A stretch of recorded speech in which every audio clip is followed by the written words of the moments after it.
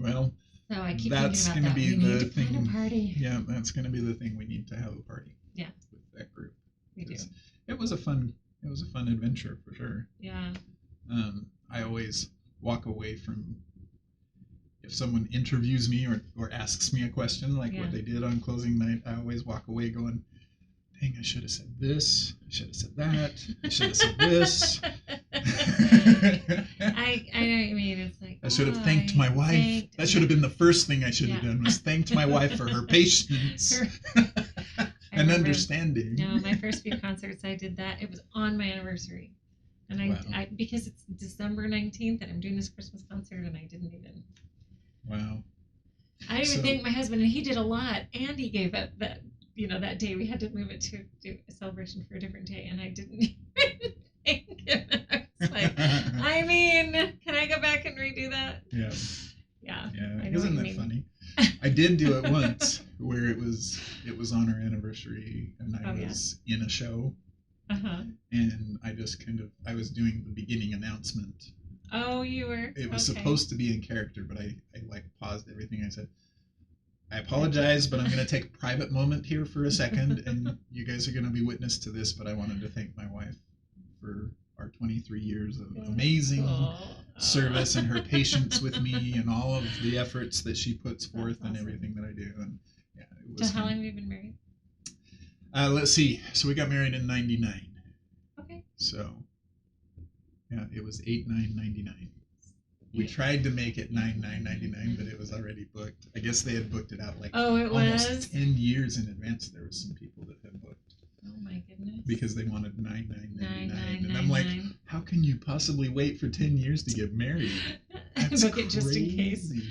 Yeah, really. And never cancel it. And then never cancel it and say, when you go into a date, by the way, if you ask me to marry you, we're getting married on 9/9/99 because I've already booked it. Right. That's funny. No, we were married in 97. Oh, nice. It'll be 25 years this year. Excellent. Love that. Yeah. Yeah. It's kind of weird. Yeah. Because I'm 50. That's half my life. Been married half my life. Yeah. Okay, so I want to ask you. I want to kind of recap your director experience. Oh, okay. For just a minute. Yeah. For those of you watching the picture, that's my cast. Yeah.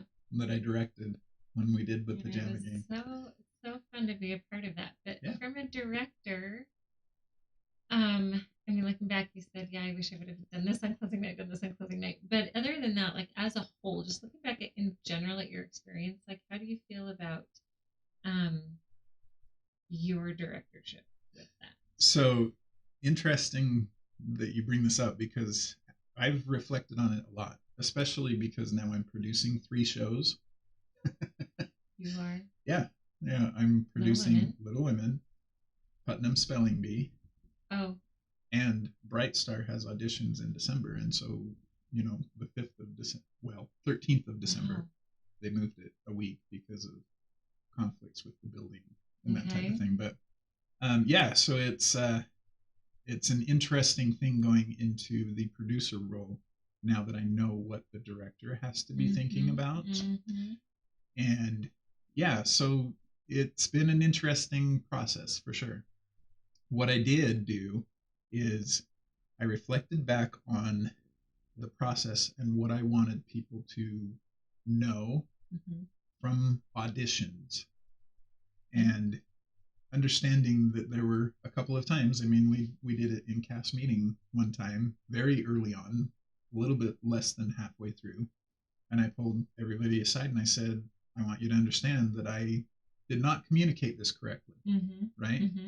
And I just said, I wanted you guys to take responsibility for your characters. I wanted you to own your characters and give me what you think should be their roles. And then if you didn't know what you were going to do, that's where I come in, step in and help you to know where to go and what to do. So did you see gaps in that? You thought that's what we understood, but then when people weren't really picking it up, then you were like, no, take it on. So I got feedback from several of the production team that were saying, people are just confused because they don't know who is directing the show, because several of my production team were taking, they were answering questions from the actors. And so they were like, so who's in control? Because Paul's not taking control. And it's like, no. So let me help you understand my directing style. This is what I mean is I want you to own your characters. I want you to own that. But that also means that you have to take on the responsibility of those characters and own that as well. And so if you have any questions about characterization, about certain parts of the way that things are going, or something that you're uncomfortable with or whatever, that's when you come to me and you ask the question. Right. Because I want you to embrace it, because it becomes more meaningful when people can see that you're emotionally connected with the character that you're portraying. Right. And that's probably something a lot of actors, at least community theater, aren't either used to being told what to do and how to do it. Exactly. And so now it's this different challenge of, how do I be, Yeah. How do I portray this character when the director's not giving me any direction? Okay. Because the director wants me to come up with the character. Right. Yeah. I mean, when you played Mabel, you decided that there were certain things that you took on. Well, I had to take her. Sal gave me a character sketch, and it was this whole like, where is she from? What does she like to do? Does she have a family? Is she married? None of that ever comes up in the show. Right. But it's part of why I do what I, why she does what she does, and how am I going to portray that when knowing in the background, I'm single, or I've got 5 kids at home, or however you portray that is going to help you become more of that person. And what is your relationship with everybody else in the cast, so that when you interact with them, how do you interact with them? Right. And that was the point that I was trying to get across, and I did not communicate it well enough. So now going into the next confusion. One, it makes it easier for me to know. Now I know that what I'm going to do is go into the first meeting, and I'm going to say, okay, we're not going to read the book. We're not going to do anything. Here's what I want you guys to understand. This is how I'm directing. Yeah. Now, I want you to ask me any questions, and possibly even giving them a sketch, because I love the character sketch. I love those ideas. I went over that with Chase, actually. Yeah. When we were sitting there waiting one time, I just started asking him questions about Heinze. Yeah.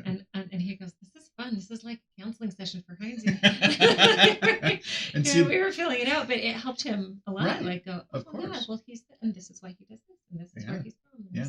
And I don't know if it's on that. I'd love to see the copy of that sketch, because one of the things that I think they miss a lot when I do my character development classes or my character development coaching, I always will have in there, who do you interact with, and what is your relationship with that person? Oh, right. And a lot of those character development courses and things like that forget that. Yeah. But that's a very deep and very important part of it, so that when you go into portraying that character on stage, how is it that you're interacting with this person? Are you guys friends? Do you hate each other? Right. What is that relationship? Yes. What does it look like? Yes. And how can you deepen that so that people in the audience can feel the emotion that's attached to that? So your biggest, maybe not, but I guess this is what I'm asking. Your biggest concern as a director was to help the volunteers in the cast become everything they could be with this, and portray it how it would just work. Like, was that, I guess I'm wondering if you had any, was that forefront on your mind when you were, as you were going in, like looking back, were you really like that's really, really what you wanted? And however that needed to come about, whether having, others of the production team come in and step in and offer advice or give help or whatever, that didn't matter so much, or you just, whatever way it had to come about, or were you like, I don't know. Do you understand what I'm saying? I do. Okay. And at first, because of not really understanding exactly where I wanted to go with it, that was one of those pieces that it seemed like I'm kind of taking a step back and not really being the director. And that didn't become apparent until you were like, I got that feedback, and I was like, okay, no. no, that's not the way this works. And right. so then I took that responsibility back and I said, this is what's important to me, is for you to understand where I'm coming from and why it's important to understand that. Right. Right. And so as I go into future endeavors, even as I go into future endeavors as the producer, right, I'm instilling a lot of the things that I learned to the directors through that portrayal. And I understand, I help them understand, here's what we need to understand with development of the characters. Now, you can choose however you want to direct. If you want to give them everything that you've got, that's a lot of responsibility. Yeah. That's a lot of work. Right. But if it depends on their vision, if that's what they exactly. want. Right. Okay. If it's the way that you want to work, because you want to make sure that your vision comes out the way you want it, yeah, then that's great. But the more that you give that responsibility to the actors, the more they will take on that responsibility, and the better the emotions are that come out of it. Well, and I bet things happen that on stage or even just in rehearsals that you're like, wow, I never thought of that. That's, that you see how interactions or how things are played out that you never thought of that actually make it even better than what your vision maybe was. For example, there was the tug of war that happens in the once a year day, right? And it was extremely lopsided. Yes. Meaning there was like 5 people on one side and 15 people on the other side, and yet it was supposed to be a tug of war, right? And then the other side actually wins. The 5 side wins. Yeah, that's the way it was choreographed, right? Right. And so what I did is I was taking people out of it. I would say, so you're not going to be in the tug of war. You're going to sit on the side and watch. You're going to be kind of like the mediator, the one that's, where are we going? Where are we going? Right. Let's go. Okay. And then and I took people out of it just to make it so that it looked more uniform, right? Where I would have someone that slid across to the other side and started pulling, because we all go up on that one side, and then we're all on that side for the rest. Exactly. Okay, so one of the pieces that I did was I went up to one of the guys. I think I said this in our last interview, but I asked one of the guys if he would be the Papa Halterbush. Who's running off with Sadie Lee, right? Yeah. And the thing is he says, I'm uncomfortable with that. Yeah. And I said, okay. So this is how a director would be different, because a director would say, well, I'm glad you're uncomfortable with it, but you're still going to do it. Right. Right. But because of my directing style, I said, I'm open. What suggestions do you have? What other ideas do you have? And I actually asked him, what makes you uncomfortable about it? He says, I'm already playing 2 characters. I don't think playing a third character as the old guy that runs off with this would make a lot of sense. And so I said, okay, how about this? Would you be open to Sadie Lee as your sister? Right. And now you want to run after him. Go off with your sister. Right. And you're going after so them. now you're going to go and stop what he's doing because you know what he's doing. He did. And he loved it. And see, that's the point, is that I'm giving back to the actors that responsibility of, okay, what I need is for you to not be on this side of the stage because it's way heavy on this side of the stage. And so as a way of doing that, I'm making you run through the audience, out the door, so that when the tug of war happens, you're not there. Right. That was the reason that I did it, so that it would balance out some things. Right. And so he was like, okay, I understand why you're doing it. And then we got through that whole piece of now it's your sister, and he loved that idea. It was fun to give him that. And he's such a character. He's so funny as a character, and so I loved it. Well, and I love that because as I want to shift just a little bit here to the volunteer perspective. I mean, in that show, that was a bit unique where everybody's volunteers, including the production team, which I was not aware of. I don't know that I agree with that either. I think if someone's going to ask you to do it, but I don't know the circumstances that led into that or even why. But it certainly was good for us to know that our production team was also volunteers. But even if not, even if the production team was paid, and all the volunteers that are there, how would a director? I think there's a delicate balance especially with what I've experienced lately. With I auditioned for another show, and 3 weeks in, we haven't started rehearsals yet, but I dropped out, and Because of conflict, because of it was something else that because came of up. well, it was because of some personal conflicts, but I think it was more the way it was handled. Yeah. And I was feeling like, I'm volunteering. I want to be, I'm definitely committed. I'll be there. But then I was being treated like if I didn't, Mm-hmm. to every rule, then I was out. And I Right. thought, as a volunteer, you have to I can give definitely, a little bit. but I mean, I can Right. definitely understand. I have been a director of certain shows before, Of course. I mean, my orchestra productions, right? Right.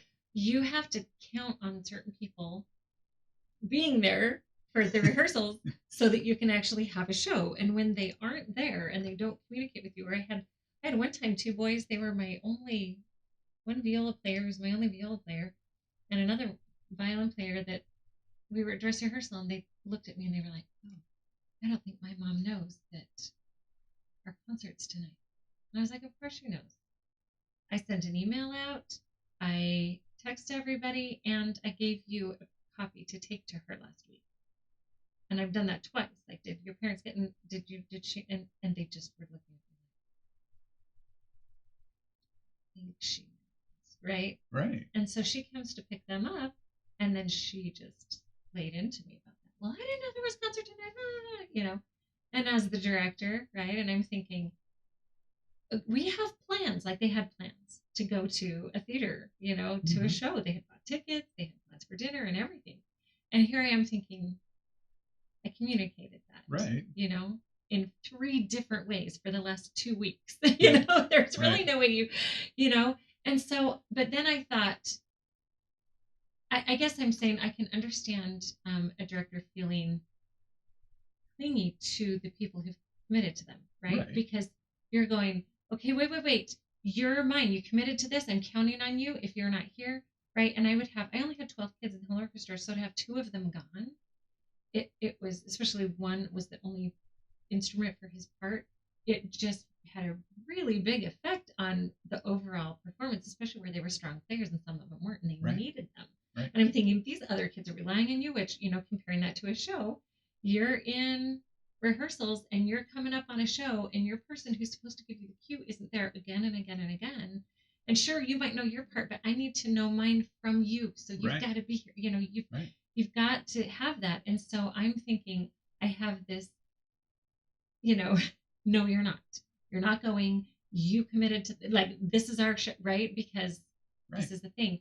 And then I had to step back and go, okay, they pay to be here, right? So they pay to be in my group, and their mom has something. It was miscommunicated because she didn't get the message for whatever reason. She didn't get the message, and she can't change her plans because it's that day.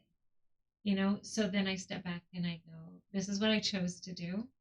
I feel like, looking back, I feel like it was the right decision, even though it really frustrated me that they weren't going to be there. But I just said, and after I reminded her, well, I did send this and I did send this, and she kind of blamed me, but still, like, well, I didn't know that, And I said, well, if you have plans as a family and that's important to you, I want you to be able to do that.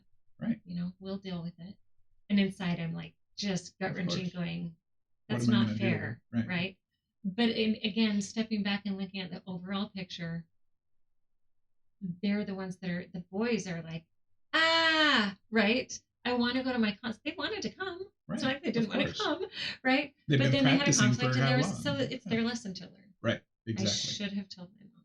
Yep. I should have made sure she got that. Yep. I should have, you know what I mean? Yep. Whatever it is, or maybe they don't learn that lesson, but it's not my lesson to teach. Exactly. It's mine to learn. Right. What do I do when somebody isn't there that said they would be there? Right. We've got to readjust and do, if I overreact, what's that experience going to look like for everybody else? Yeah. Oh, the director's upset. Oh no. But if I'm like, you know what, we're fine. We got this. We can do it without him. Yep. So here's another option for you as well. Yeah. As a follow-up, is that you ask the parent. You say, so I sent out an email, I sent a text, and I sent a piece of paper with your child, letting them know. And this whole week we've been talking about the fact that we are going to be doing a concert today. So I did all of these things. What is the piece that I'm missing to make it so that you know for the next time that we have a concert on a specific day? What is the piece that I'm missing? Because obviously I missed a piece. Something. And I don't want this to happen to someone else. So help me to be better at what I'm doing as far as communicating to you, because I tried these. Excellent leadership. Right. And I think that's what I'm talking about here, is the ability to be a good leader. And what does that mean? Yep. No matter what you're directing or what you're in charge of, there's this innate fear that comes on us when it's going to make us look bad. Do you know what I mean? We're like, great, I've done all this prep and it's going to make me look bad because you didn't show up, right? Yeah. And not that we would ever say that out loud, or maybe we would. Some would, some wouldn't.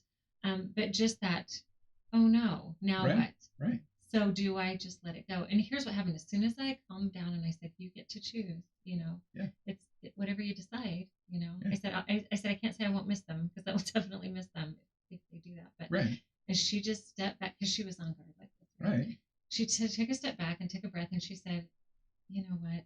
I have been so busy, I haven't checked my email and my phone. I've been getting so many. I just didn't see it. Yeah. So she admitted it. She felt bad. Right. And they had donated a piano to the school, and we had a gift for them to present to them that night. And she wasn't going to be there. Wow. So I was like, well, I want you to know that we really appreciate your donation. And that was all we could do, because she wasn't going to be there to, to acknowledge that for her. So, but that was okay, right? And we just went on, and it ended up being a good experience for everybody else. Right. And I learned let people choose, and you give them that, then all of a sudden they go, that's their consequences, right? That's their, instead of me trying to, especially volunteers, I don't want to make anybody do anything, but I do believe in commitment. Right. I do believe in dedication. Right. I definitely believe in communication. Well, and on top of that, they donated and they gave money for this to happen, and yet she's still not finding out when the concerts are. Right. But I mean, it's one of those things where it's like, this is something that I say all the time, is that our perspectives can hold us back from beautiful opportunities. Right. And so helping to remove those perspectives just because you're angry is an easier way for you to feel happiness as you move forward. Yeah. So as people, I can give you so many examples, but one that just comes to mind right now is I have a friend that she teaches in a school, and one of her workers came to her and just was laying into her, just chewing her out for tons and tons of different things. And she said, no, wait, stop for 1 second. I need to know why this is all coming about. Why are you upset with me? Because as far as I understand, I haven't done anything wrong. And I don't know what you're talking about with all of these other things. Can you please explain this situation and this situation and this situation? Because she could have done, why, she could have, I didn't do that and argued. Right. But to say, let's clear up and have an understanding here. Exactly. And asking questions and making sure this is where I'm coming from. Yep. And look past the feelings of immediate discomfort, anger, frustration, whatever, and go, well, let's find out more. Right. Let's ask more and questions. The neat part is that she understood later, after they had that communication, that it was just her perspective of how she was acting and had nothing to do with the way that she really felt towards her at all. Isn't that interesting? And so she would apologize, of course, and just say, okay, I'm sorry. I realize now where this is all coming from. And every single one of those situations was diffused because she came back and said, I want you to understand that I don't understand what you're talking about. Right. So help me understand your perspective. Yes. And then when they discuss the perspectives, then that's when she goes, oh, you know what, you're right. I'm angry and I'm not seeing it the way that you see it. So I get it. So one point we've actually talked about twice in two different examples of that I'm seeing from your perspective. Right. To be a good leader,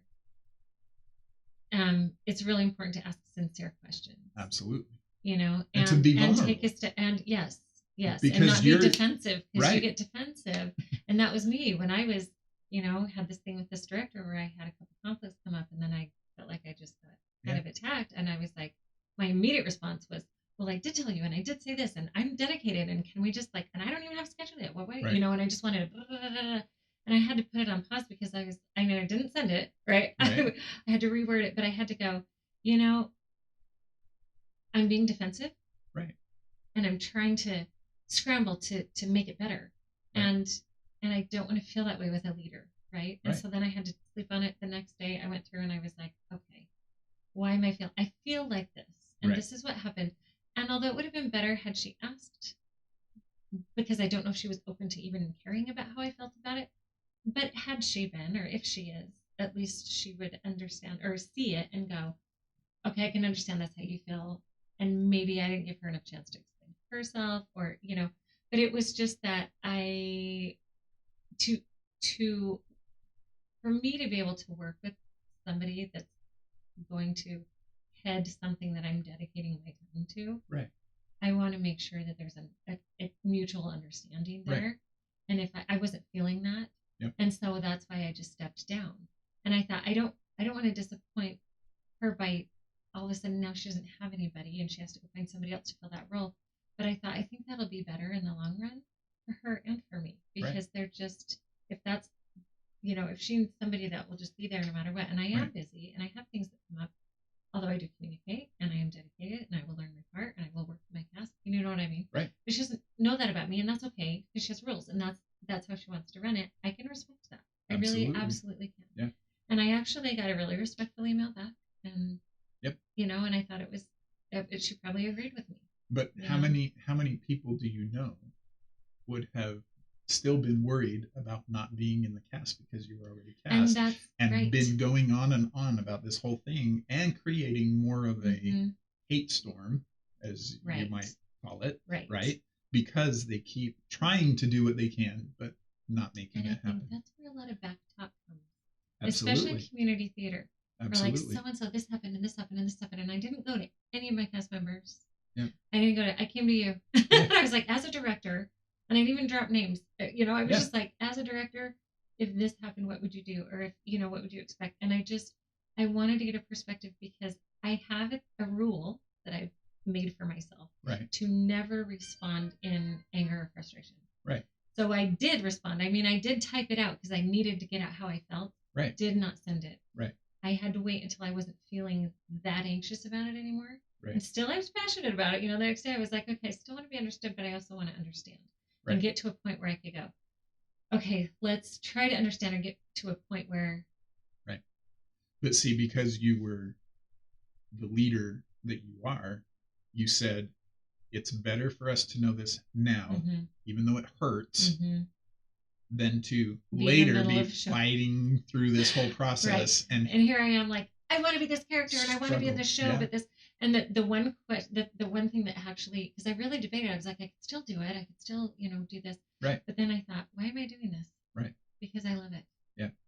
Am I loving this right now? And is it going to get better? Right. I don't know that it's going to get better if we're having this, if this is, you know what I mean? Right. And but I'll still. It takes a lot of vulnerability to do that. It's a show I wanted to do, and absolutely. It was so fun. And I thought, oh, that would be. And there's not a ton of roles somebody my age can still play. Right. And I was like, But to that thought of, are you having fun with this? Right. Why are you doing community theater? Because it's fun. I come to a place where it's fun and it's happy, and I connect with people, and we can help create something beautiful together. Relax. Yeah, and relax. And if I don't feel that way when I go, right, then why am I going? Right. So it's probably better.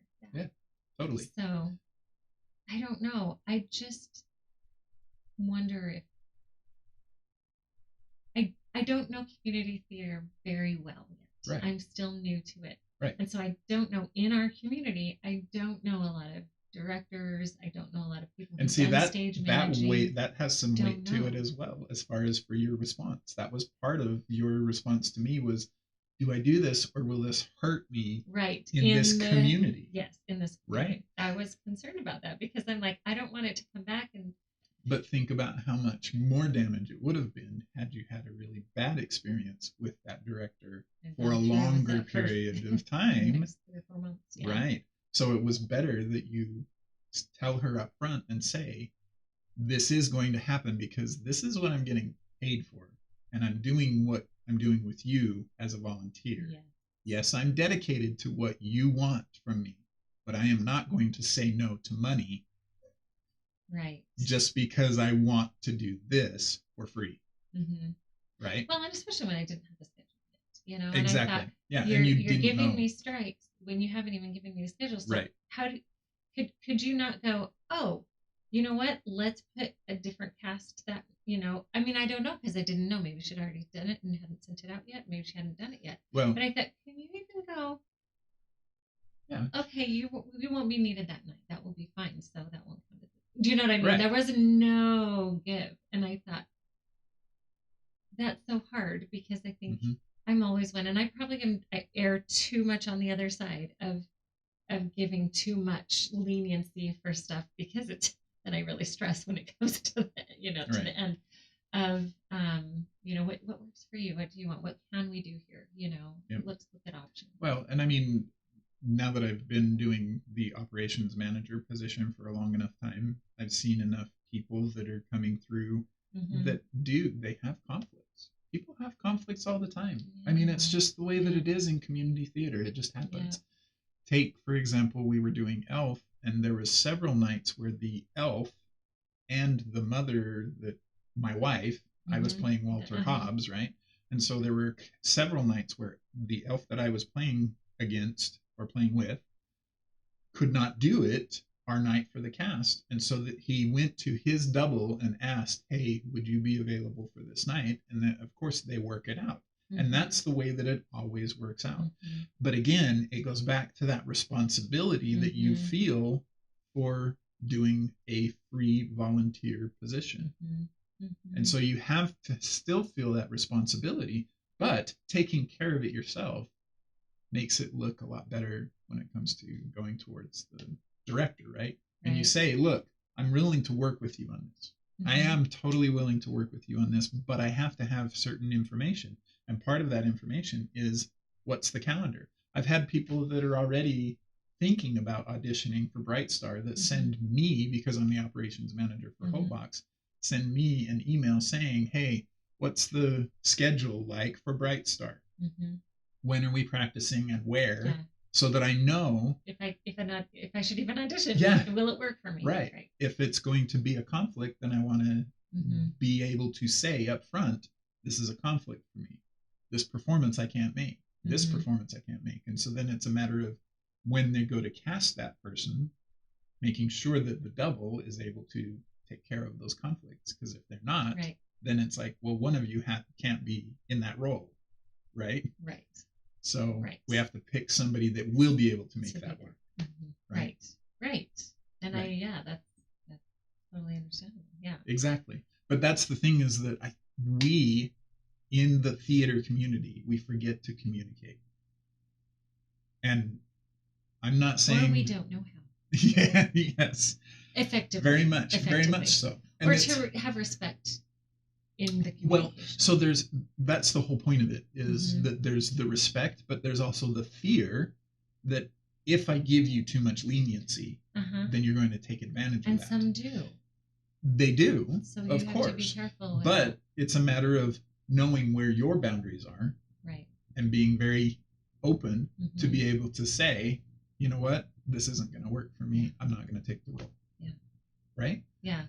Because which heart do I pick? Do I pick the heart of not being in a show I wanted to be in, or pick the heart of going through something that's for the next 4 months is going to not, maybe possibly not be as fun because I'm so stressed about pleasing and that's another thing too, is that you also have the people that you're working with. So there are people that I've done shows with that I would never go back and do another show if they're directing or if they're part of the production team or whatever. There are people that I will be like, because of my connection with them and because of what I've done with them, I will not be going back to that production team. I will not audition. just Okay. because I don't want to put myself into that position. Because you know what works well with you and what Right. doesn't work well with you. Right. Yeah. And I know how I can handle those people. I'm extremely forgiving of a lot of people, right? But being forgiving and then putting yourself into that same situation where you have to forgive again and again and again and again. Exactly. Yes. That's not what you do, right? Right. Because that's what I saw myself doing, and I thought that's too exhausting. Yep. I can't. I don't think I want to do that. And so, I mean, there is, for example, this person that was the teacher, right? And working with the other teacher. The other teacher said, "This worked out so wonderfully. Can we put it together again?" And she says, "Respectfully, no, I'm not going to work with you again." Right. Just very respectful. It's not. It's too hard for me. Exactly. It's not that this didn't turn out well. I'm not saying that it didn't turn out well. It did turn out well. But my boundaries. But my boundaries need to be placed where I'm at this point, and so we won't be working together again. And I have full respect for you, and absolutely, yeah. Hopefully it's reciprocated. And I think that it takes a lot of maturity to be able to do that, right? Because there's part of our insides that are like, I want it to work. I want it to be this way. I want to be a nice person. But I know I want to be a nice person. But and then I felt too like I was disappointed when I stepped down because I don't know anybody. I was looking forward to getting to know more people in the community theater world, and having another cast experience and getting to know different ages this time, right. And so that was a little bit disappointing for me too, Right. But then I trusted you. You're like, you'll have other opportunities, and I thought, okay, yep, I can.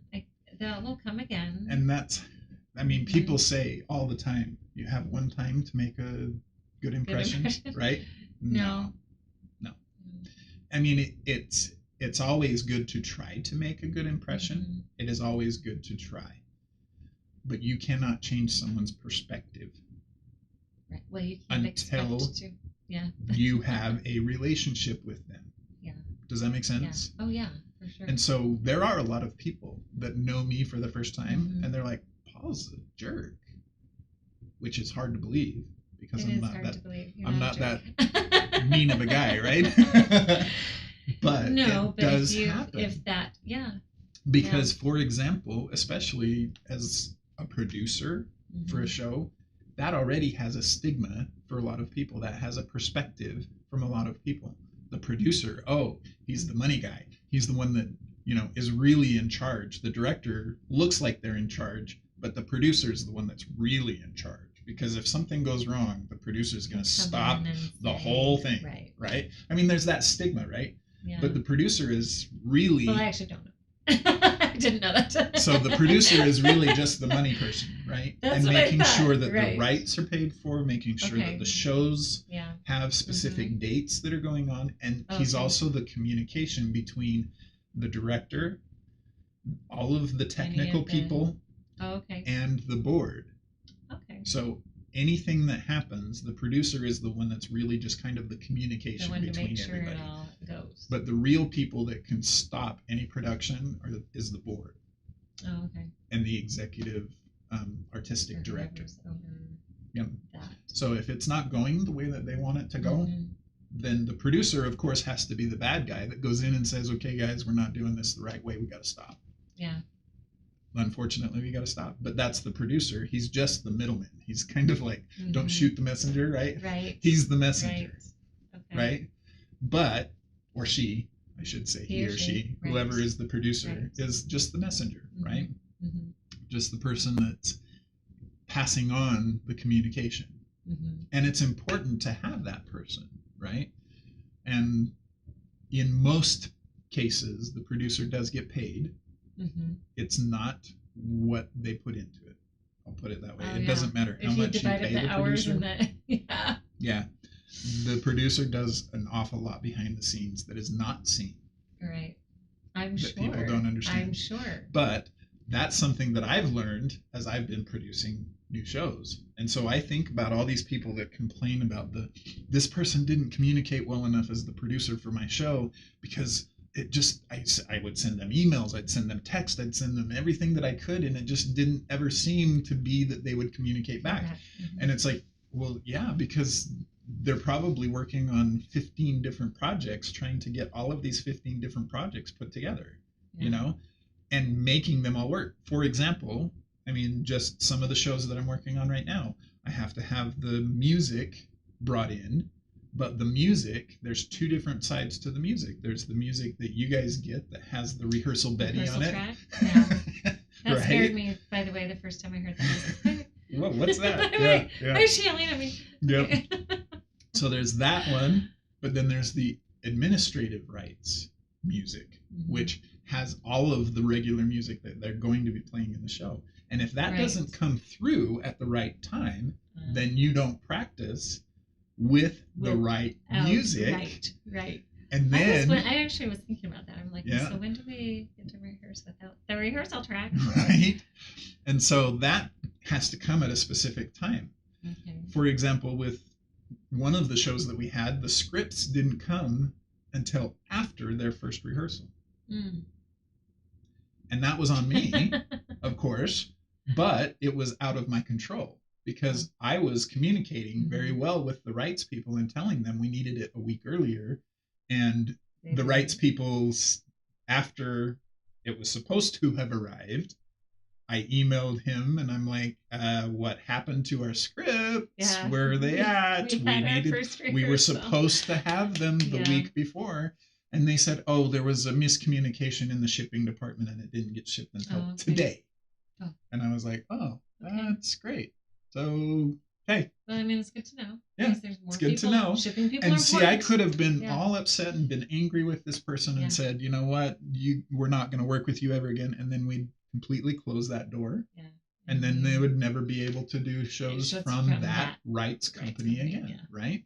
And so I have to be very professional in the way that I answer the response. Yes. And so all I did was say, well, you were going to charge us an extra, amount for the rights to have those scripts a week early. I hope that that's being removed now from our contract. That's all I said. Because we didn't get them when we were supposed to get them. So he said, yes, you've been credited the amount for that. So that's just one of those things, though, that you deal with as the producer, right? And then you also have to deal with, okay, are we getting the correct cast list together? Are we getting the correct production team list together? Are we getting the correct Wall of Hope information put together? Do we have everything that we need for the Wall of Hope? Like, is there anything that we can add to it? And see, here's something that just became available, which is another thing, is how do you deal with changes? Because now we're not going to be producing as many posters for the lobby because we're doing this big renovation for the building. We now have 3 big screen TVs in the lobby. So why would we put a picture up, a poster on the wall, when we can actually have a big screen that has everything in it, right? Exactly. If the point is to see it, why do you need to print it? Exactly. And show it. And show it and whatever, right? Yeah. And so now we're going to have 3 big screen TVs that is going to show the Wall of Hope video on one screen. It's going to show all of our same or different. No, all of our sponsors on another screen, and then all of the cast on the third screen. Oh, good. And so so even cast picture, you don't need to cast picture. And then the neat part is that after the cast picture for the beginning of the show, we're also going to have a video that plays in intermission that has all of their rehearsal time and all of their working and how to get to know this actor and giving a small little synopsis. Fun. And it's going to be a video that just runs that shows their cast. That's going to draw more people to want to actually audition and be in shows when they're seeing what goes on behind the website. And the bathrooms are amazing too, really? By the way. Oh, good. We've been needing it for a long time. Yeah, I've been cleaning them for 12 years. Oh my gosh. So those are awesome though. It's everything's coming together really, really great. And on top of that, who's going to want to be a sponsor? Well, if your sponsorship is up on a big screen right yeah. in front of concessions when people are waiting in line to go get concessions, and now all of a sudden they see your business and your logo. It's while like they're waiting. That's a good place to help them. Yeah. And then people I haven't been in there. Oh. Since you told me about the pile of dirt that was in front of it was in front of the office. It was in front of my office, making it so I couldn't even walk in. Yeah. No, it was. So there's big changes. Yeah. But the TVs went up yesterday. Oh, they did? Yeah. Okay. So that's a brand new thing. That's I'll have to, I mean, my son goes. He goes to the theater. And then the other thing is that the hallway that's right into backstage, that hallway is now going to have a whiteboard on both sides so that the current cast that's showing can put notes to each other about the cast, about the show, about the Wall of Hope. Mostly we want it to be about the Wall of Hope. And then that way, at the end of the show on strike night, we're going to take a digital picture of it, put it on the Facebook page so that all of the cast has it forever, so that they don't ever have to lose those notes and those little things, because it'll constantly be there for them. And then we wipe it down for the next So you're creating connections. It's all about that is, and that's the part that people don't understand about theater, is that you're creating an emotional connection.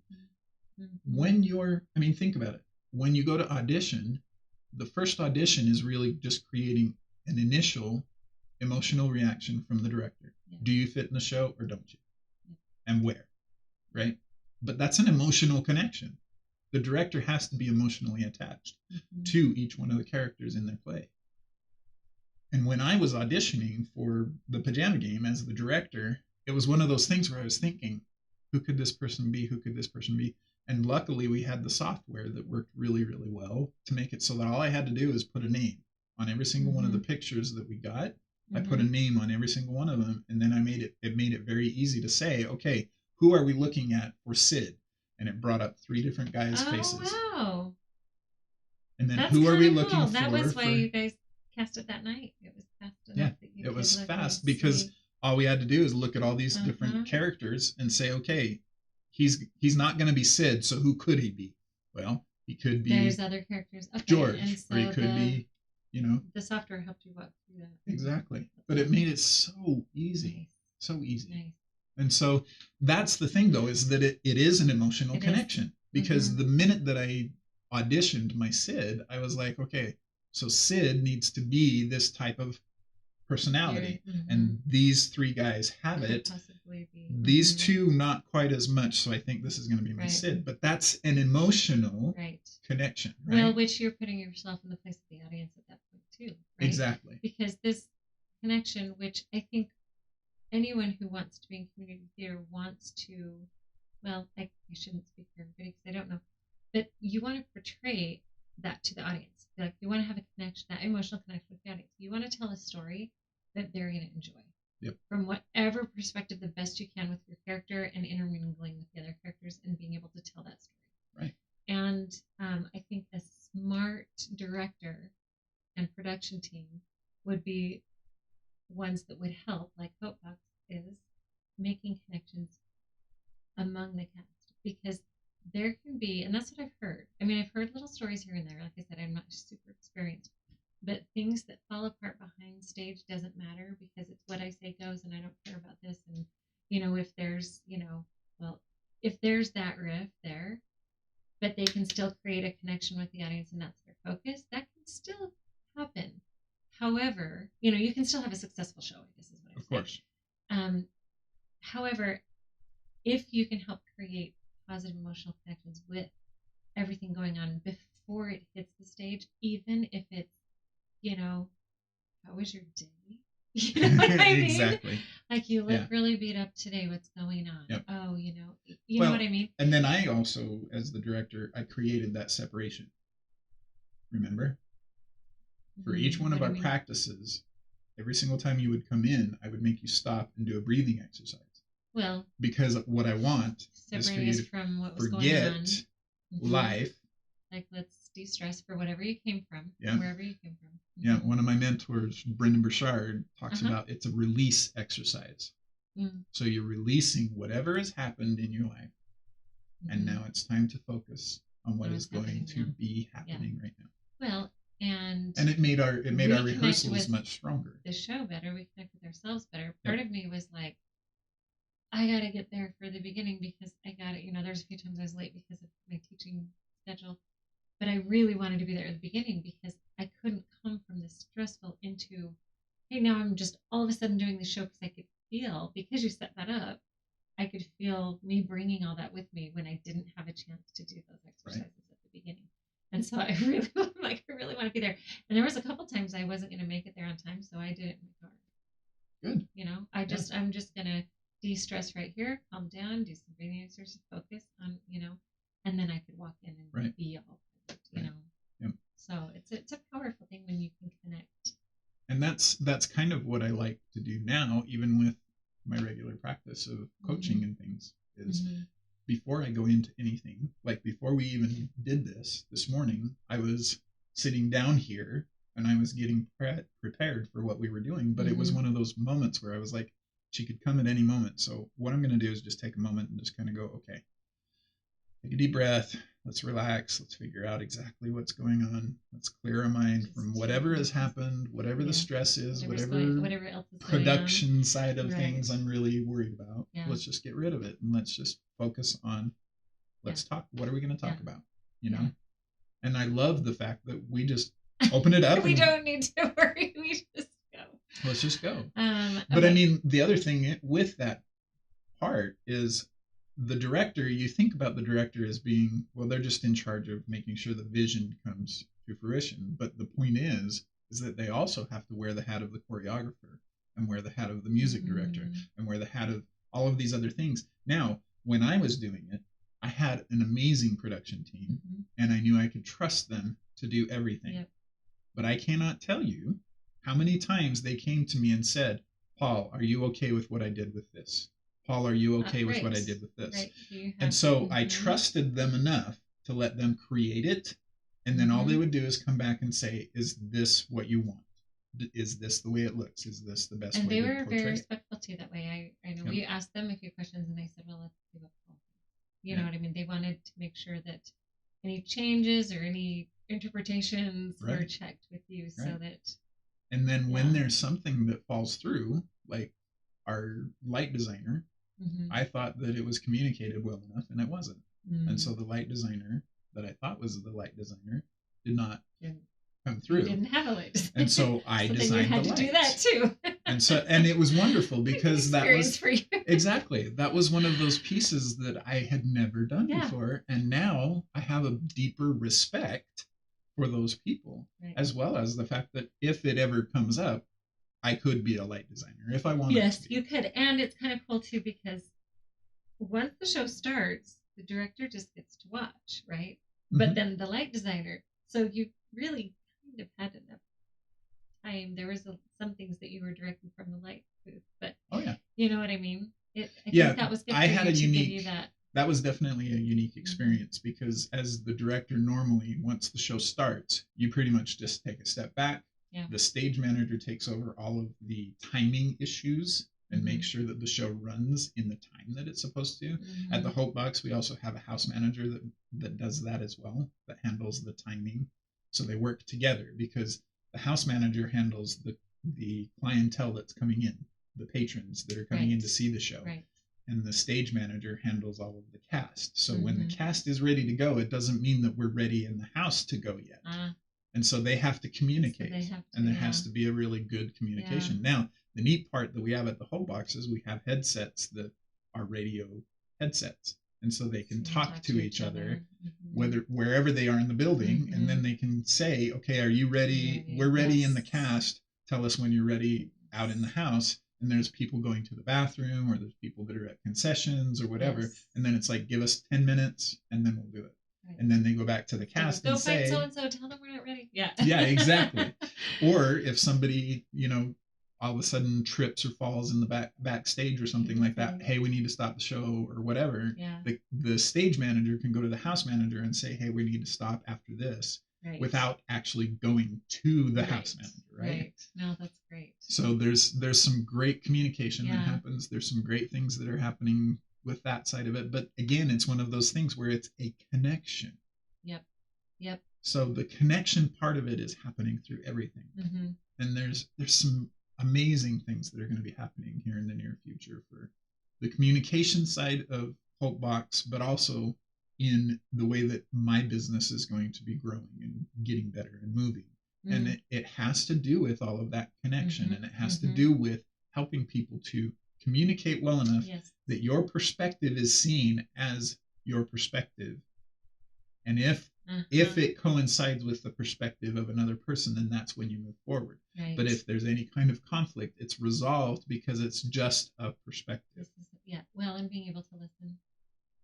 Let me listen to the communication. It's not just, communication doesn't mean I'm going to tell you what to do and you do it. Right. It's let's talk about this is what I expect. How, do you have any concerns and being open enough to say, like you said, lollipop, right? That's going to be our word. And it can be a word, or it can be I'm going to pull you aside here because I don't even feel comfortable enough to say lollipop, right? And just knowing that you're open to knowing how people feel, that creating helps. That environment. Well, and that we can also be open. Right. We need to be open to communication as well, which I think as actors we are, because we're like, tell me what to do and I'll do it.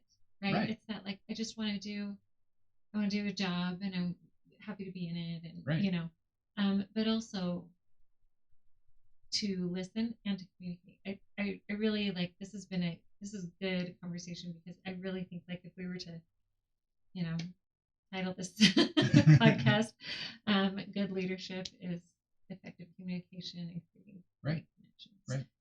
Because you can do those two things, and there's probably more, right? But there's things that fall under each one of those: how to create connections and how to communicate with both, right? With everybody, Yeah. And then what do you do if your connection isn't received, or your attempt in communication is not? Like, how do you handle that? And it just shows a lot of respect for each other. Right. And humanity in general, when we can take a step back from our emotions and be able to communicate effectively and listen to something that might not be comfortable for us to listen to. And the I don't like hearing that, but go ahead and tell me how you feel, right? Exactly. No, exactly. And again, that's another one of those pieces too, because there were many times where the actors would come and say, you know what, I'm uncomfortable with something. And then rather than saying, okay, let's change it, I would say, help me understand why you're uncomfortable. And that's the difference between a good leader and someone that just is directing. Is that phrase, help me understand. So help me understand why you're uncomfortable. Because if you use that terminology, then it makes it so that you understand that this is their perspective. Now, if their perspective has valid points to it and you need to make a change for it, then you make a change. If their perspective is just that they feel uncomfortable because it's a specific situation, there are opportunities for challenge. Because we all are in theater, we're in the world to grow and to learn, right? Yeah. And so that's what we should talk about next time, because that can be an entire podcast by itself, is just understanding that growth is not something to be afraid of. Right. And most of us are so afraid to grow. Totally afraid to grow. It hurts. Growing hurts. Of course it does. Because we have to be accepting of things we don't like. Right. And we have to be open to allowing other people to feel how they're going to feel and do what they're going to do. Exactly. And it's okay. And being okay with that. Here's right?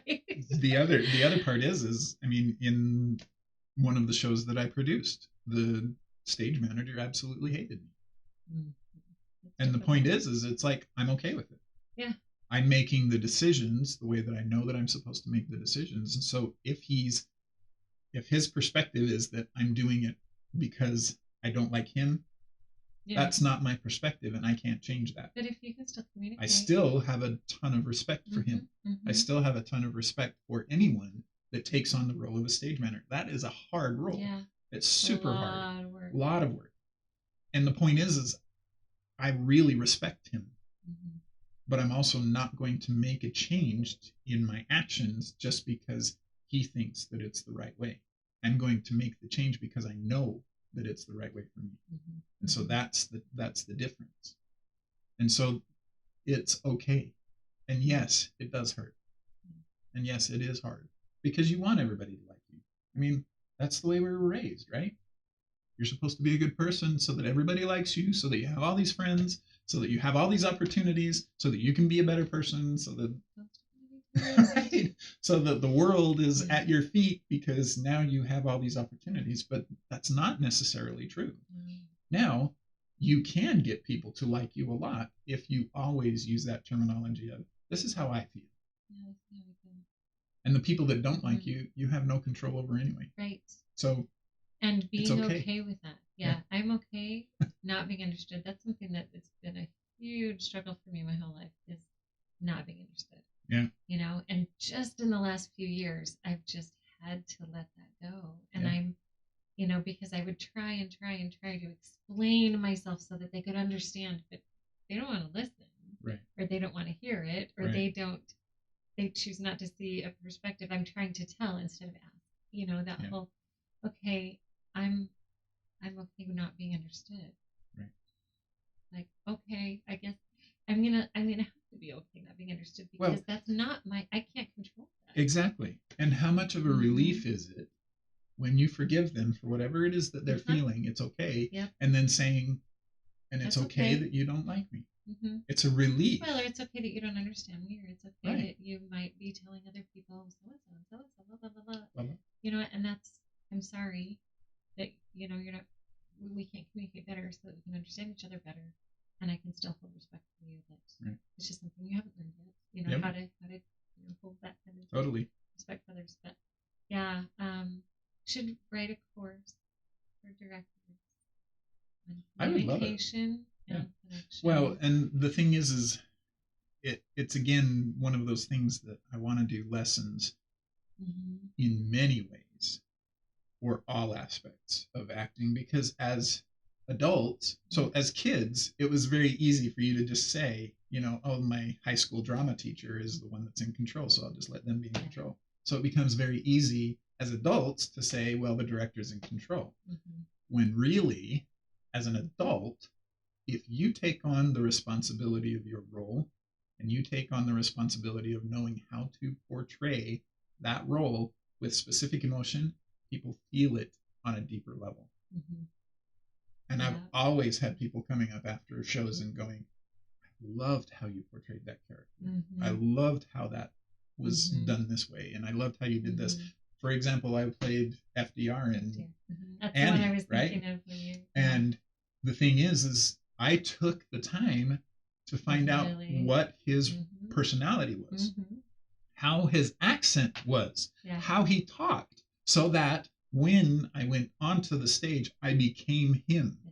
And that's a harder thing to do because he was a real person. Right. That is a very hard thing to do. Because you have to portray him as that person. Now, when you're doing believable. Right. When you're doing someone that no one knows, a personality that nobody knows, Maracek, for example, where he's a Hungarian perfumery owner, you don't really have that ability to knowledge of what would be his mentality? Who would he be? How would he act? What is his accent and that type of thing? That's even maybe harder in a way, because then you got to figure it out. Like, okay, who is this person? I mean, you could see it as a much harder way of portraying a character, because now you have to do all the homework. And you have to figure out how his relationships work with all these other people too. So it's a fun world. It's a fun world. And I really think that, and then we're talking about, you know, well, today anyway, leadership in theater, you know, but so many of these principles apply to leadership everywhere, you know, to teachers, to directors, to parents, you know. And even as a board member, you know, when I was doing the volunteer thing, the hardest thing for me was to see that nobody's signing up for it, right? Nobody's signing up for a specific assignment. Nobody's doing all this. The point is that I only have control over what I can control. And so all I can do is put it out on Facebook, take all the suggestions, make it an event instead of a request on Facebook, make it instead of being a post, make it an event, or make it so that this is just a personal invite to all your friends. Right. You could try everything that you can try, but to have people actually sign up is completely out of your control. Right. You have nothing that you can do to make that happen. You can send messages, please sign up to go. And that's the hardest thing especially for board members, is to let go of that responsibility. Let go of what the results are. I didn't, and I didn't even think about that from a perspective of, what if we've got to get people to sign up to come do this, and I didn't even sign up, right, because I was too nervous. So I was like, I don't know if I'm going to show up or not, right, to auditions. Well, that was as a as a potential cast member, right? But then you've also got other responsibilities, I'm sure, within, but just like that's just like right now. I mean, there's a big thing that I'm working on my personal business, and all I can do is put it out there to the world and just say, hey, this is what I'm looking for. So doing these classes is going to make that connection to people, but it's also going to make the connection to people who want to do more and want to grow and want to get better. Where there's also the people that you'll send it out to all these people, and they'll sign up, or they'll say, hey, I want to be a part of this class, and then they just don't come. Yeah.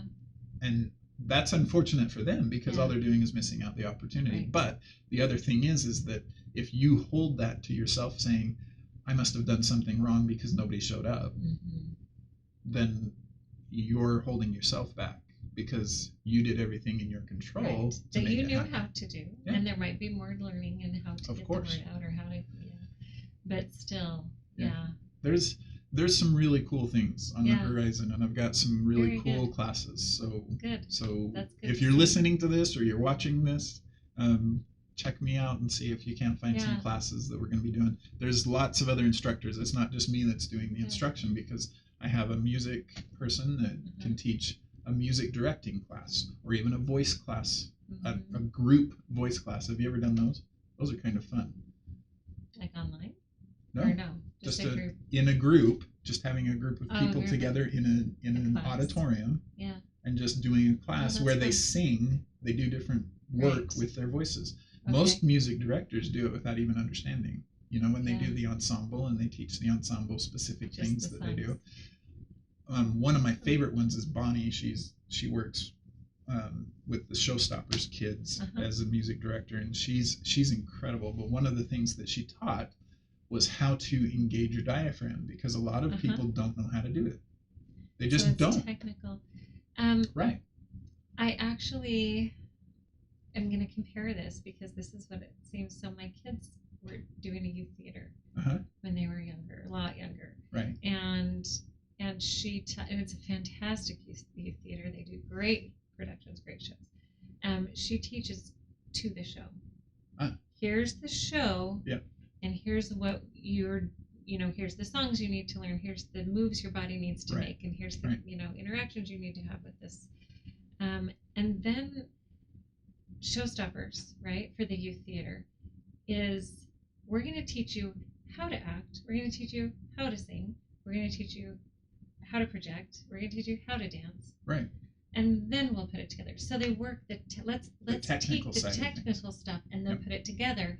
And both are great. Right. I was on a ballroom dance team at Utah State. No. Well, I was there too. But at Rick's College. At Rick's College when I was there, and it was that there was a team that was we learned how to teach others groups how to dance. In a weekend little workshop. And then the other dance team was the show dance team. Like, they learned the dances. Okay. And then they went and competed. Right? So both are valuable, but they're very different. Right. Because we'd go to dances on campus. Right. And nobody on the ballroom dance team could dance with us. They didn't know how to move to the music. Right. They just knew how to do that dance to that song. The one dance. With that partner. Yeah. Right? The one choreography. In that formation, right? Or whatever. Which is valuable for its own thing. But that's, like you're talking about this music thing, like, let's teach this song to these people so that they know it for this show. Right. And you're talking about a class where let's do the technical, where you learn how to sing and how to do all this. Then you can apply it to anything. Right. So yeah, Yeah. both Like really when you valuable. teach ballroom dancing, like yeah, we here's a great thing, a great example of it. For example, we were doing Elf, and Bonnie, who I was telling you, when she was teaching us how to engage the diaphragm, she said, think about this. Think about a really scary dog is coming towards you. You're going to tell it no so that it stops. Okay. How do you do that? Well, you're going to go, Okay. no! No. Yeah, right? you're going to take a deep breath and yell. And you're that's feel what's it engaging. From, yeah, that's it's a really coming good from visual. your gut, right? Because you're frightened, Right. and so that's engaging your core. And so that was the neat part that she was explaining on how to help someone to understand that's how really to engage great. That part, the diaphragm part, right? So that's just one example. Right. But then the next thing is that we had to learn a tap dance for the final number of the show, right? And here I am. I'm the father. I'm the Grinch, as you could say, for the show, right? And then at the end, I convert. And so for me, it was important for me to learn the tap dance because that was a full conversion. For the other Walter, it wasn't that important. Okay. Which is okay. Yeah. Because we were double cast. Yep. He can play the character how he wants to play the character, which is beautiful. That's and he did a great job. Yeah. Because it's just, you can see the difference. Yeah. You know? And see, for me, it was very important to also end intermission on a very, very emotional moment. And the very emotional moment was that I was angry with Buddy for ruining my life. Yeah. Right? Yeah. And the only way that I could portray that was in extreme anger, like I was yelling at him for being stupid, right? Which is what I would naturally do. And nobody knows that side of me because no one's ever seen me angry because I don't get angry, right? Yeah. But that's the way I portrayed it, is how I naturally would do it. And my sister was watching the show, which is really cool because she lives in Arizona. So she came to see the show. When she came and saw it, she said, "Isn't he a little bit overacting?" And she was like, my mom asked her and said, "Have you never seen Paul when he's angry?" And she said, "Well, no, not really." Yeah. And my mom said, "That's the way he looks. That's what he does. Pretty accurate." He gets really angry, really red in the face, really just every single part of his body tense and ready to go. And the audience, it's so funny because I would say probably about 50, maybe a little bit less than 50% of the time, when I would walk off stage after the scene ends, no clapping. Nothing. Because they're feeling that because emotion. They are feeling like, what the crap just happened? Right. Yeah. What just happened? And then you know you did a good job. And then I know I did a good job. Like, I did exactly. That. I portrayed that. I portrayed that well enough that it shocked the audience, which is exactly what you're looking for. They got that emotion right. You got that connection. You connected with the audience in a way that you meant to because that character's portrayed. Just like with Marichek, which is the opposite, because Marichek at intermission, he becomes extremely depressed. Oh. Have you ever tried to act depressed and sad and remorseful? Be excited about it because you're on stage. to the point of he actually tries to kill himself at the very end of the act. So how do you portray that on stage? But you have to make it so that it is so deep emotional. Yeah, believable. Here's the thing is that Mark, who is our sound guy, he's not an emotional guy. He said, "You made me cry every single night I watched you." Wow. Because I portrayed it in a way that he felt the emotion. Yeah. And that's what you have to do on stage. Yeah. It doesn't necessarily mean dialogue because I didn't say a thing. I talked on the phone. And my end of the conversation was, "Hello? Oh, hi. Oh, no, I'm just working late. Oh, well, give her my best." And you understand that we just received notice that she's going out to meet with Kodai, who is one of my workers, to have an affair with him. Oh. So that's what you hear before. And my side of the conversation is, no, well, give her my best. Well. And then, I love you too. Bye-bye. hang up the phone. Yeah. The rest of it is just acting. Mm-hmm. And I sat there for about 3 minutes on stage by myself, just acting. Mm-hmm. And so what I did is I hung up the phone. I would hang my head down like I'm totally defeated, right? Mm-hmm. Then I'd walk over, look at the counter of the guy that I just accused of having an affair with my wife, who I just found out is not the guy. Right, because you just found out it was him. Yeah. Okay. Then I really take another deep breath, show another emotion of defeat. And then as I turn to walk away, I look at my hand and there's my ring. Take the ring off, put it on the counter, and then walk backstage. Right? And so that's one of those moments where it's like there's no dialogue. So how do you emotionally connect to the audience? You help them to see something that they've probably seen before, but in a different way, in the way that I would. This is something that I would naturally do. Mm-hmm. And so then you walk backstage, out comes the young guy that's trying to be like the helper, the one that takes care of everything, right? He walks out and he's looking around and he's like, wait, this note wasn't here. He picks up the note, sees that it says that my wife is having an affair with somebody, puts it down, and he's like, Mr. Marichek, and goes to open my office door and screams, Mr. Marichek, no! And then you hear this. That's all that you hear. Yeah. And then blackout. And then it goes to a funny scene. Tell me what show that is. It's She Loves Me. Okay, I saw that, and I'm like, that. I know I saw that, but I couldn't remember what show it was. Okay. And the funny thing is that I actually did the shooting in backstage so that you would hear it. And what it was is I had a whip crack that I created myself, and it sounds like a gunshot. Yeah. Now, they were talking about doing a gunshot over the sound system. Oh, just so that it makes it sound realistic. And I was like, no, because we want it to come from backstage. Yeah. And so when I did it, it's because I'm right there backstage, and the way the roof is angled, it goes right out to the audience. And I can't tell you how wonderful it felt the nights that you would do that, and then people would go, yeah, he shot himself? So there's so much that goes into creating a show that could be so fun. Like that's the fun part, right? But again, it's owning the character and making that emotional connection. Yes. And understanding, when I step into this character, I'm not me anymore. I'm this person now. Yep. And this person's telling a story. And I had a different experience when I stepped out on stage.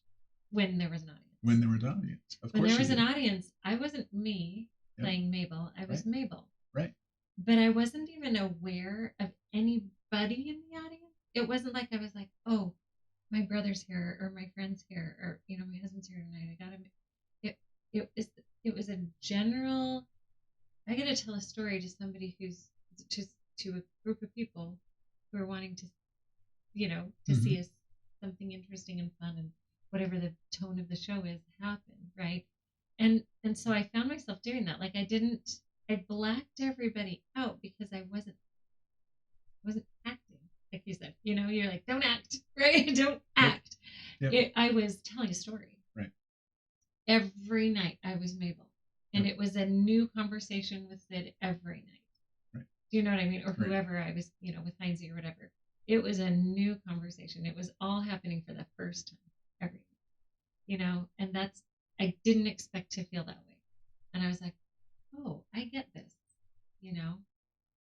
I understood my role or my responsibility as an actor to portray that to the audience, because to them it was new. So it was like I was sitting out there watching somebody new for the first time watching the show every night. Right. It was that's what I loved about it. I'm like, I want to do another show because it's so fun to do that. Yeah. Absolutely. It's so fun to be able to do that. And I really was excited actually about doing this role with this other show, because I thought I had these fun ideas of how I could, I'm like, oh, that would be a fun. The thing is that making that opportunity would probably come up again. Yeah. And so you don't have to ever stress about that. That's the biggest thing, is that this is something that I'm learning right now. And that's what I loved about you saying that to me. It'll come. You'll have come other again. Opportunities. Yeah, it'll come again. And I mean, the way that I'm looking at it, it's like there are certain opportunities that I will never have. Like playing Ren in Footloose. Right. I will never have that. That would be an amazing role. Because and I would love it. My friend and I want to start a theater where old people get the young people role. Like, we want to cast, like, he's in Australia, but we have this dream of, let's take some older actors. Did you ever see the Kristen Chenoweth version of that? It was called Encore on Netflix. No. And is it still on Netflix? What she does is she takes people that have done their high school musical and they bring them back to do them like 20 years, 30 years later. Yeah. Or 60 years in one of the cases. And they re-portray the characters that they played when they were the younger kids. So fun. Yeah. Like, that's what I would love to do. And other people that would be like seemingly not really for that, right? For those roles that just wouldn't have an opportunity otherwise. Well, let's put you in and see what you can do. Because here's what I believe. That people step up. Oh yeah. You know? And I felt that too. Yeah. I've always felt like, give me a chance because I will step up. Right. I will. I'll be it. I'll do it. Do you know what I mean? If I have that opportunity to do that. Right. I don't like feeling like I have to be the perfect person at the beginning for that role because you grow into it. Oh yeah. Right? Always. And so it's just having a director too that can see the potential and casting potential. Like, I could see that you could be good at this. Let's work on this. This is an opportunity. Unless there's no time for that, right? We just gotta go right now. There's obviously different circumstances, but how fun, right? Right. To have this it would be an awesome idea. That I love it. Have, like, Grandma and Grandpa get to play, Prince Charming and Sleeping Beauty. I mean? Absolutely. Well, I know exactly. Besides just being funny and fun. Yeah. I love the orchestra groups that I'm in. I'm a little nervous about them because I'm one of the youngest ones there. Yeah. There's a few other youngers, but so many just older, and I love being a part of that. Yeah. But I'm seeing, where's this going to go? Are we going to have a group if we don't feed this to the younger generation? Well, and then we don't use the ones who have that talent and can love to be there and play. How many? That's the thing that always comes back to me is how many people are my age that are still going through theater. Yeah. How many people would want to is a different answer, right? Because there's a lot that want to, but there's not a lot that do. That do, yeah. And it's most likely because of commitment, part of it. It's also fear because honestly, right. I'm just starting theater. I've done a couple shows. Right. That's it. Right. And I've always wanted to. Right. And so then you just get in this life where it's like, well, I guess I just don't do that, but I've always wanted to. And I'm hitting this point where I'm like, I'm going to do 2 hard things, right? This year. And that was one of them, was to be in a show, right? And and actually that one was a hard show to get into because we only had 2 months practice. And so it was 5 weeks. Yeah. That wasn't even, you might have had 2 months because you had time that you're counting like auditions and everything. Right. No, we had 5 weeks and that's why I was like, I have to know this, I gotta practice it and I gotta, because I just didn't know what I could do. And my capacity to remember has increased. Not increased. I mean, I remember things like the dance steps. I knew I could do them all. I can still dance. I was so grateful to be able to be older and still be able to dance like I used to love to. Maybe not quite like I used to, but so much fun. But you were so good at it. But I couldn't remember the next step. Clear up I'm like, I've got to do this 500 times in a row so that my body would just do it. Right. Because I couldn't remember. Right. Like, what comes next? I don't know. There were times on stage I would just blank stare and I'm like, and my body would just go to that. And I couldn't remember what came next, but it just happened. And I'm like, phew. I really had no idea what to do. Which is why I think when that funny little thing happened in that one show that we did, that the skip in the music. Oh, yeah. The first song, we skipped that whole verse and went right to the end. And I didn't know what to do, but I thought it was me. I thought I was forgetting something. And I just kind of went with music and just kind of went with it. And Chase was like, it took him a bit to recover from that, but I didn't even realize what had happened because I just do what I always do when I forget, and I just do the next thing that and so I Yeah. didn't even realize I didn't even know that it was a music flaw. I thought it was me. No, I mean, it was totally the sound person, the sound operator. Yeah. Yeah, but that was Yep. kind of fun. So. Totally. So, but yeah, I mean, that's why I love theater, is because it keeps you on your toes. It does. Keeps things going. You And that's why I want to do these classes. Keep being That's why I want to creative, keep teaching people involved and keep people moving. Yeah. I really want to get more people Connecting. involved. I want to be able to offer lots of opportunities for as many people as want them. Yeah. I really do. Personally, that's what I want. Yeah. And I just need the right people on my team, people that could fund it as well. Right. But it's one of those things that it's like you can't just go out there and throw it out there and just hope that it happens. You have to do something about it. And so that's what I'm doing. I'm finally getting to that point where it's like I'm too old to be waiting around for someone else to help me with this. Right. I got to do it myself.